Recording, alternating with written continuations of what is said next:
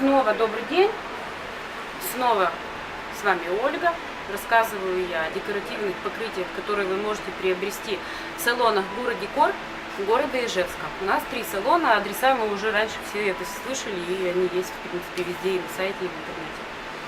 Мы показываем выкрасы, которые чаще всего хотят нанести люди и спрашивают, как это сделать, покажите. Так вот, чтобы не показывать все время одно и то же, мы решили снимать видео, и с роликов людям будет проще и удобнее пересматривать. Если у них есть какие-то вопросы, они могут позвонить и все эти вопросы задать по телефону, уточнить, что а здесь вот так, а здесь вот так, как нам быть. Это что касается простых людей, обычных покупателей, которые с этим не связаны, с декоративными штукатурками. И кто хочет сделать для себя дома вот этот прочный материал, долговечный и неповторимый, но не может оплатить работу. Вот. Для них, и в том числе для мастеров, кто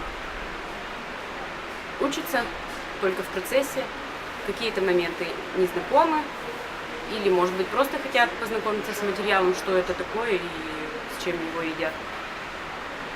Самый такой выкрас, опять же, у нас сегодня я хочу показать это валиком. Вот таким вот валиком. Крокодильчик такой. Крокодильчик часто, хоть вроде и старый-старый, а все равно люди берут, и им это нравится.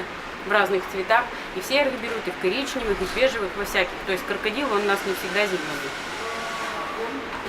Материал. Я обещала рассказать про материал, который аналогичный травертину, но он для внутренних работ. Вот он. Такой хороший, видите, он даже не падает. Хороший, качественный материал, называется он минерал. У него отличие от травертина в том, что он для внутренних работ. Я не производитель, умничать не буду. Какие добавки, не добавки, я не могу сказать, не знаю. Я могу материал только чувствовать. И у меня есть рекомендация, он только для внутренних работ. И стоит он дешевле значительно. Вот мы его сегодня рассмотрим. Наносим на загрунтованную поверхность. То есть стена под эти штукатурки декоративные, подфактурные, не нужно особо вышпаклевывать, как под покраску. Стена должна быть заштукатуренная.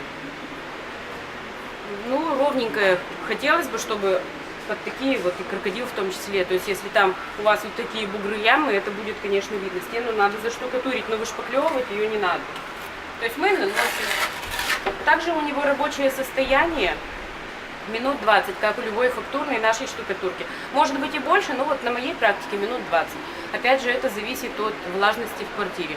Что такое рабочее состояние? Тоже раньше об этом уже говорили. Это когда вы наносите кусок на стене, такой для себя метр квадратный, немножко рваными краями, формируете на нем рисунок и дальше переходите в следующий такой же квадратный метр, чтобы сформировать следующий рисунок. Что касается этого выкраса, опять же, я бы его рекомендовала делать вдвоем. Один наносит, а другой уже валиком катает. И вообще декоративку, если люди опыта не имеют, лучше делайте вдвоем. Один наносит, а второй рисунок формирует. Еще такие моменты.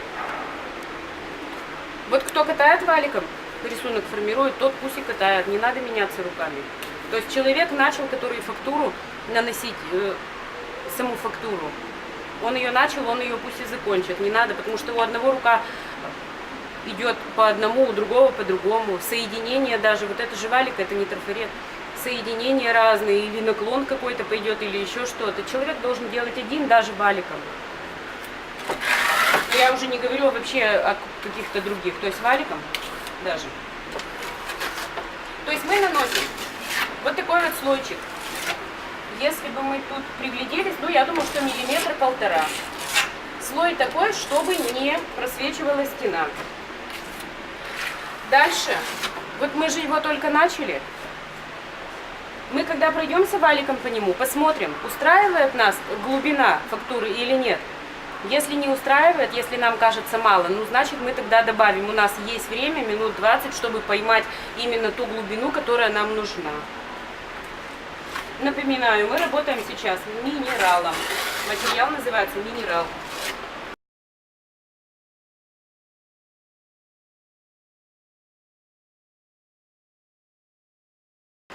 Я делаю так, чтобы на валик, он уже рабочий, грязненький, но он вполне себе такой еще подходящий.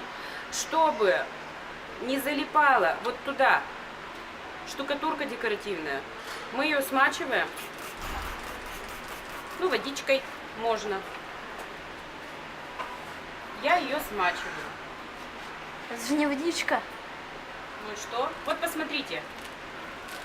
Вот, меня фактура устраивает. Если вас устраивает, приблизишь.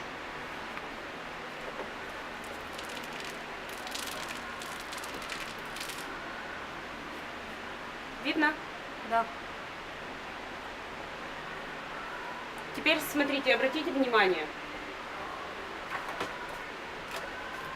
Обратите внимание, пожалуйста, вот эта часть левая, выкраса, там валик был смочен. Видите, она как легла? Практически не осталось каких-то краев, об которые мы будем потом царапаться или которые нам придется шкурить. А вот правая часть, там валик уже подсох.